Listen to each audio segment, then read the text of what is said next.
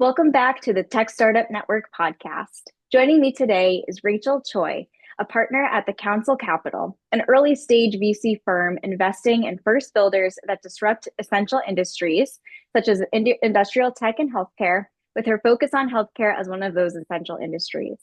She is the former head of customer success at Komodo Health, a healthcare data insights platform company where she started as the founder CS leader of a new business unit and helped scale the business unit from $1 million to $40 million in 4 years. Rachel, welcome to the show. Thanks so much, Ashley. Super excited to be here. Yeah, I'm excited to have you here. I would love to have you start off with sharing with our listeners more about who you are and what you do.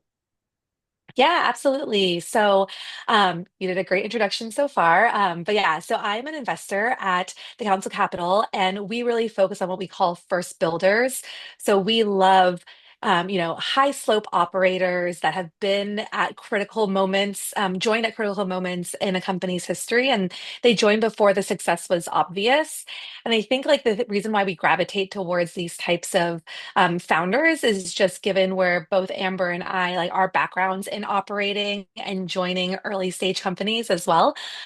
So we've seen, just the type of grit and resilience it takes to be successful at these companies. And as a result, we believe that founders that come from these backgrounds are just able to leapfrog so many of the common challenges that first time founders face.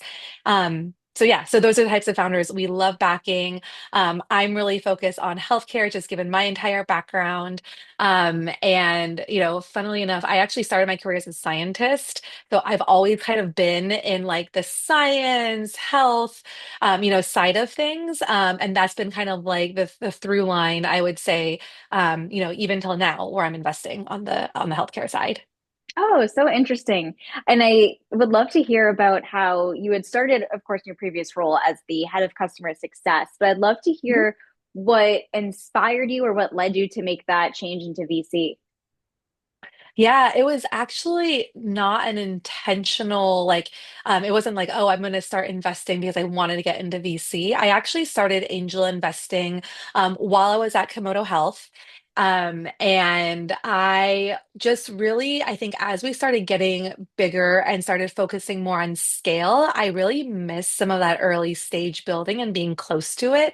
And the way that I was able to be close to it was through angel investing. And so I was angel investing, but then I realized it was taking up kind of all of my nights and weekends. It was kind of basically the thing that I loved doing, and I was getting so much energy from that early stage investing. And so I started talking to Amber, who founded the Council Capital, and started working with her part time. And then we got to, just talking over the course of a couple of years before I actually decided to take the leap and join on full time. Oh, I love that. And I think it's really interesting and also really great too that you had kind of taken that few years to get acclimated before taking that leap and then switching gears and being able to focus on VC. Yeah, definitely. And there was a lot of things I feel like during that where I wanted to kind of build the foundation for, like just to understand, right? Because I was so focused in my function, which is customer success, or just in healthcare. And being in customer success, of course, you see like the broader ecosystem and how the business is being built, especially in startups where you're wearing so many different hats. But there were certain things just on the venture side I didn't know as well. And so I wanted to kind of just have time to build that up also before joining full time. Definitely. And since then, I'm curious to hear how or what you've been involved in, I should say, throughout the past few years of being a part of it or any portfolio companies that you've really enjoyed supporting. Yeah, definitely. So I think always the really fun parts of the job are going to be when you get such conviction on a company, and we bring it into the team. Amber and I discuss about it during our investment committee, and we make a decision to invest. Like that is the best part of like being able to tell the founder, yes, I love your company. We're going to invest, do the verbal commitment, and just like kind of go through all the diligence steps, with that. Um, and some of the really exciting ones, I would say, I guess like the first deal that I led when I joined full time was called Rosarium Health, and they're awesome. They are a tech-enabled platform that really like streamlines home modifications for vulnerable populations like the elderly, Medicaid populations, so they can actually age in place in their home rather than having to go to really expensive long-term institutional care. So I'm sure you can imagine there's a lot of benefits to this. First of all, for the patient themselves, like everyone would rather, of course, be in their own home. It's a better quality of life. But there's also immense cost savings on this. For Medicaid health plans, usually like their biggest line item budget is long-term institutional care. It's like upwards of 10K, 12K a month. Mhm. But if they're able to just pay for a home modification benefit instead, that's actually going to save them so much money as long as they even like keep the patient 1 month out of long-term institutional care. So Oh my gosh. yeah. And I think you totally nailed it with that, where it's like it can be so cost detrimental to families and loved Hmm. ones who are caring for people. Especially now it sounds really big with the whole sandwich generation being a really prominent situation that a lot of adults are finding themselves in. So Rosarium sounds like a cool one. Yeah, yeah, they're definitely super cool. And Cameron, who's the founder of Rosarium, he's really great. He just is like an expert in this space, and you could just tell like when we were like meeting with him, like he understood the operations and the nuances in the law, and the law and policies are constantly changing, especially around Medicaid over the last year. And he was Mhm. super on top of it, and just seeing kind of like the success through that has been really exciting. Absolutely. And on the topic of healthcare specifically, since that is your passion and your focus, this question is a little bit more broad, but when you're looking at a health tech company, what are some things that might stand out to you as a signal that they might be a good move for you to invest in or anything that really interests you? Yeah, so I think about kind of like where we're at as a market, especially just in this day and age, and probably two or maybe three things I would say I really look for. One is how are they thinking about like AI and technology today and also in the future as an accelerant for what they're building, and how does that kind of um, how does that become like a leverage point for them in healthcare, because I think there's like so many things that you can like automate in healthcare that you can really um remove like those manual inefficiencies in healthcare. And I really want to see companies that are thinking about that thoughtfully. The other thing that I really look for is, are they really thinking about all of the stakeholders involved in the healthcare ecosystem? Because it's really complex, right? Like, of course, you have the patient, but you also have the clinician, and you also have insurance. And oftentimes, because insurance is really tied to employers, you also have like another piece, and then you have like the government also with policy. So, how are they thinking about all these players, and which of the players are really critical, and who is actually paying for the product itself versus who's using the product, right? Because there Mhm. could be multiple different users versus who's paying ultimately. So thinking about that. And then also thinking about like, have they thought about the hard ROI that's involved with their product and their business model? I think like in healthcare, you really have to be either saving real dollars or and real hours that associate with real dollars, or you're such a revenue driver and you can actually attribute it to that and not be some sort of soft attribution, right? Like there has to be like Yeah. hard ROI really like included there. Totally. And that was a really interesting point you shared about all the different stakeholders that get involved Mm. because, like you said, health tech is so complex when there's so many different people that need to be considered and have a say in what goes on. And so I love that you mentioned that that's something that you really look for when evaluating these health tech companies about how well they tie everyone together and make it go Hmm. seamlessly.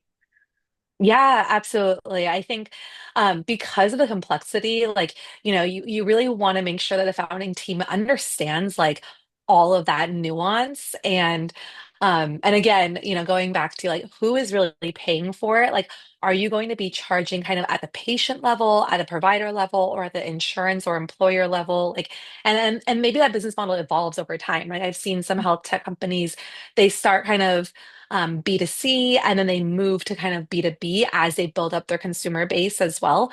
And that's not a bad strategy. I just think that they have to make sure that they really understand those are really different business models and that the founding team is able to think about that evolution thoughtfully as well.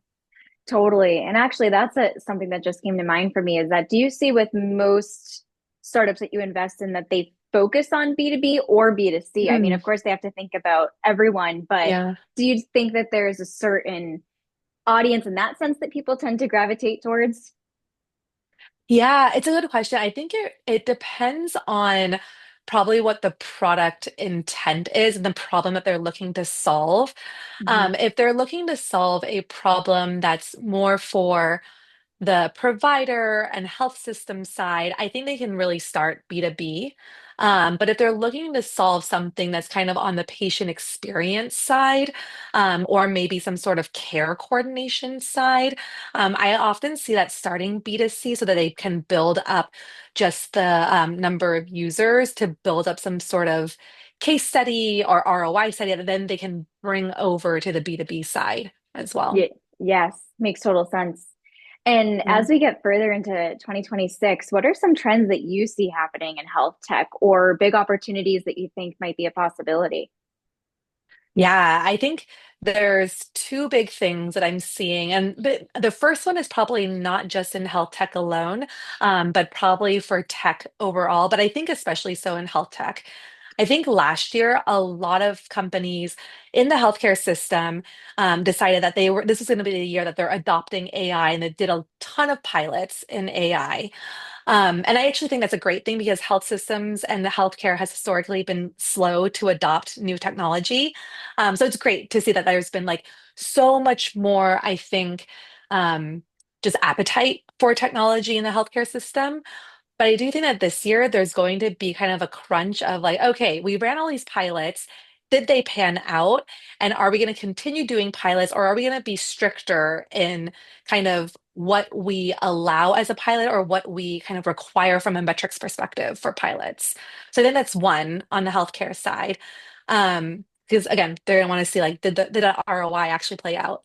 And Mhm. then I think the other trend that we'll see on the healthcare side is I do think that we're going to see a lot more of like healthcare systems really thinking about the integration more of like the end consumer patient experience. I think that they have the opportunity now, and I think that consumers are really, demanding it almost, right? Like having like a more personalized touch. Mhm. And I think now health systems and health insurance and everywhere else in the healthcare ecosystem, they have the opportunity to do so. So what I mean by that is like, I mean, just look at the fact that like so many people are already using ChatGPT for like healthcare answers today. Mhm. And there's like ChatGPT Health that came out and Claude Health that came out. Um, I think that like consumers just want a better healthcare interaction system. And I think with the technology that exists today, there's just more of that opportunity to integrate the consumer experience with the healthcare ecosystem. Oh, yeah. And I think that's a really neat point, especially as you mentioned, since ChatGPT Health and Claude Health have come out recently. And especially with the part that you mentioned about patient experience, it makes me wonder too if this is something that you're seeing with your health tech portfolio companies. If you find that the people that they serve are so prioritize that patient experience so much that they don't really always look for insurance coverage, if that makes sense. And I'm speaking more so like from my Mm, perspective, where it's like sometimes yeah, if I find care that I really like appreciate and feel like I'm getting a lot of value of, sometimes I'm not just trying to stick within my network or what my insurance will cover. Like totally. I'm okay with paying out of pocket. And I wonder if that's a trend that's happening. There is, and you see a lot of concierge health models, right? Like Mm-hmm. around that, where I'm forgetting the name. I think it's called Blueberry Pediatrics or something like that. But essentially, like you pay like a monthly membership and you get kind of like 24/7 access to a pediatrician. Mm-hmm. And I think, for a lot of parents, that can be super helpful because it's often hard to find an appointment with your pediatrician. And you want to be able to just kind of like ask questions, especially if you're a first time parent or your kid is really sick or things like that. And so I think there is appetite for like those concierge models, or like you look at like the full body scans too, right? Like people are Yeah. paying for those. And those are not covered yet by insurance. But I think what's really interesting is that usually innovation, in my mind, it comes first, and then it comes first with the concierge model. But then as you get more and more adoption of it, and you start lowering like what the cost will look like at scale, and then you start also seeing the ROI of that, right? Because you start having like case studies, and you have enough of like users to again build up that story. Then you can maybe have that conversation with insurance or with and like with doctors, and like figure out like what the new standard of care, or like what the maybe it should be insurance covered or something like that as well. So Totally. Yeah. yeah. And one thing you've mentioned a few times that I think is a really neat thing to dive deeper into, which is the whole aspect of, as a health tech company, having those case studies or those ROI studies to show traction and growth and whatnot. And so, with those, do you think there's anything in particular that health tech companies should look at for metrics that signal that they're on the right track, they're on the right scale of growth or Mm. whatever it might be? Yeah, that's a good question. So metrics that kind of show that they're on the like right growth or scale. I think definitely usage metrics, right? Like again, depends on the exact product that you have, but you want people who are like in there using the product on a regular basis. Um, maybe it's if you're, it's like probably like even higher than kind of like an NPS score, but you want like something like an NPS score, right? Like these patients are not only super satisfied with the care that they're getting, but maybe like they also aren't then readmitted to like an emergency room, right? Mhm. Or they don't have to go back for something that's even more serious because you were able to prevent it.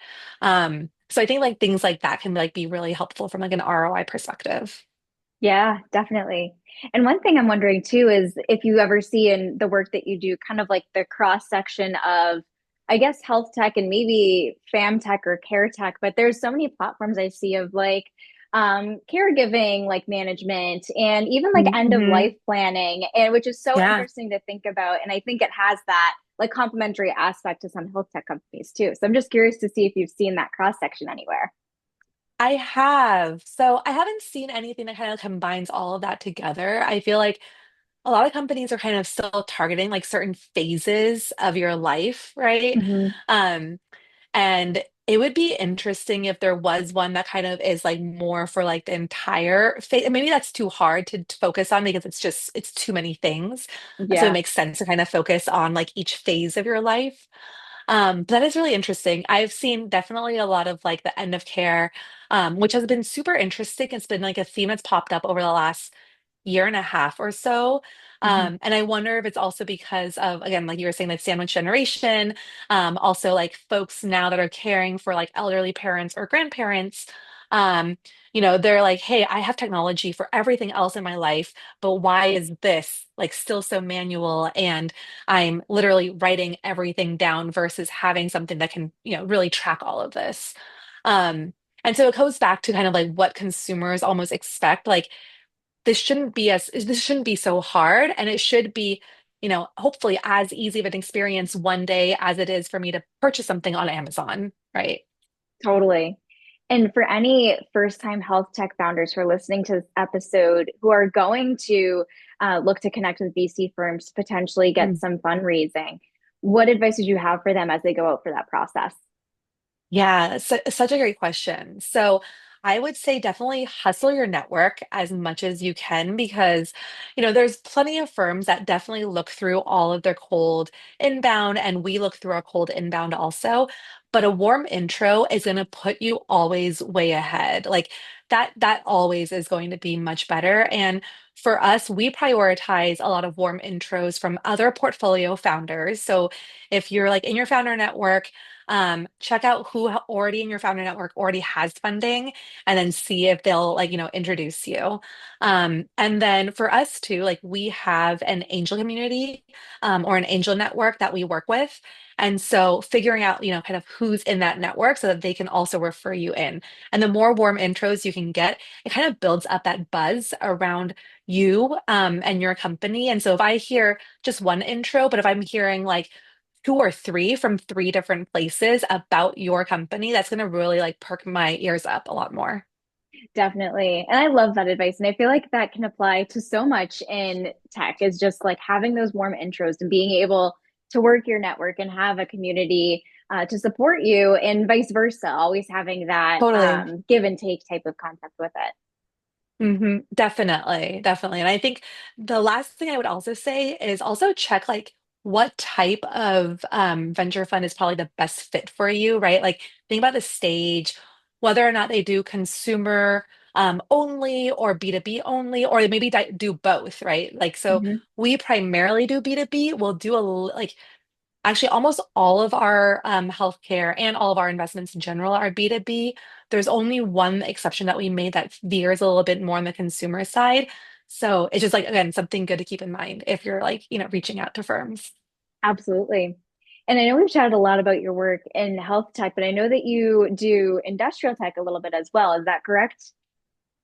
That is right. Yeah, we invest in the industrial tech side. Oh, which is so interesting because it's really, I think from an outside perspective for me, like really interesting to see how all of the industrial companies are starting to, I don't want to say like modernize, but really find new ways to continue to grow and scale that might not be hmm the way that they've always done so far. So I'd love to hear your perspective on that and just anything you've noticed.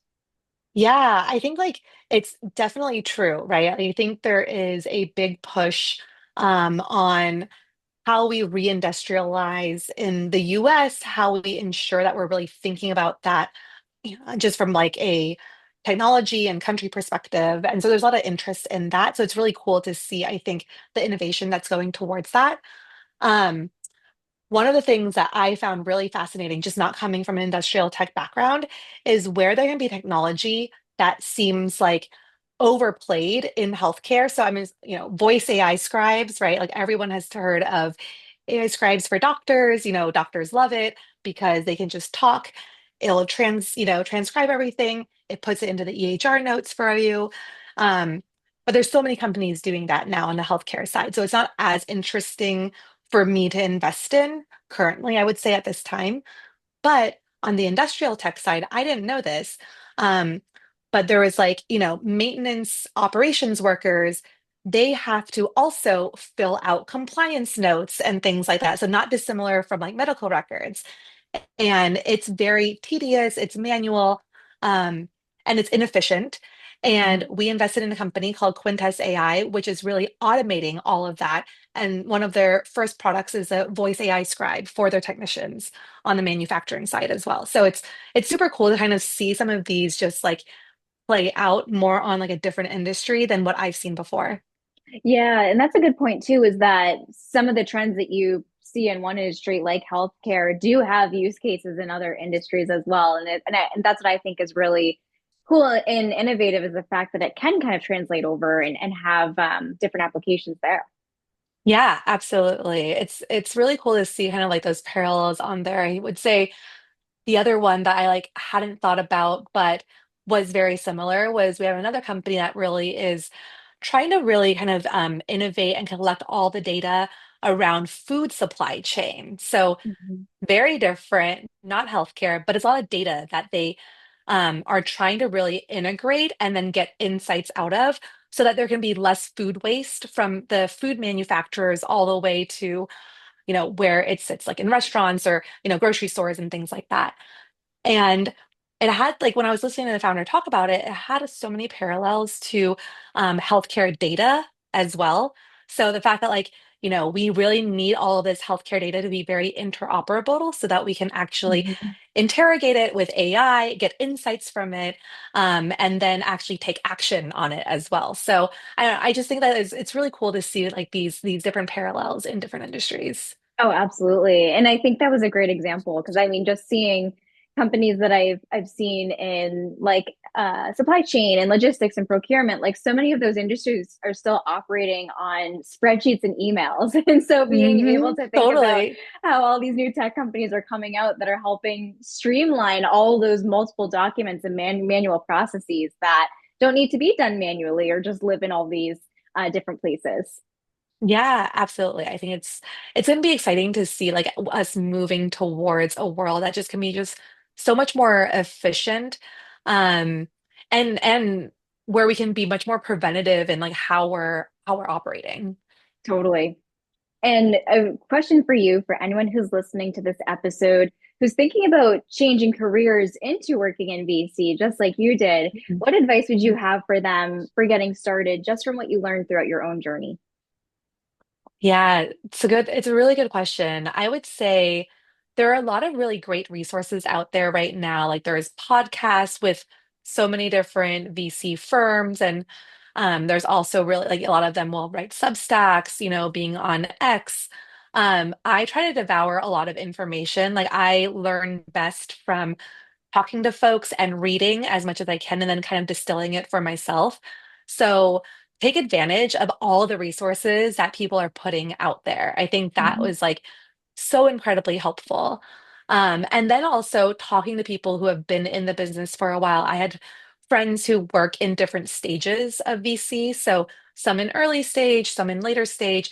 I wanted to talk to all of them to really understand like the whole life cycle essentially as well. And then lastly, talking to the founders and other like, CEOs at different stage startups. I think that was so incredibly helpful to hear from them, like how they interacted essentially with Mhm. their VC partners and who were the best ones and who were super helpful and what did those best VC firms do for them. Because I wanted to be, like that, right? I wanted to be known as, oh yeah, this VC firm is great. This VC is great because of XYZ. Oh yeah, those are really good points, especially as you shared, like there's so many people who have gone through this journey themselves in VC as a career and who are more than willing to share some advice and tips and whatnot. And also, as you mentioned, I mean, just the plethora of resources that are available that people can Yeah. use and read and watch and listen to just to get started. hmm Yeah, no, it was so incredibly helpful. And I feel like there's one that I would definitely mention. So like there's this group called Decile Group. They run a cohort called VC Lab to basically like help first time like VC fund managers get up and going. And they have so many resources on their website of just like basic terminology of what like you need to think about like in VC as well, like even just like the basics, which is super helpful to get up to speed. Definitely. And now, a fun question for you. I always love to ask our guests to give a shout out to someone in tech who's doing something cool right now. So it could be another VC, a founder, builder, really anyone is fair game. But I'd love to hear who you've been admiring lately. Ooh, someone is doing something cool. Um, I will give a shout out to Nikhil Krishan. I don't know if you're aware of who he is.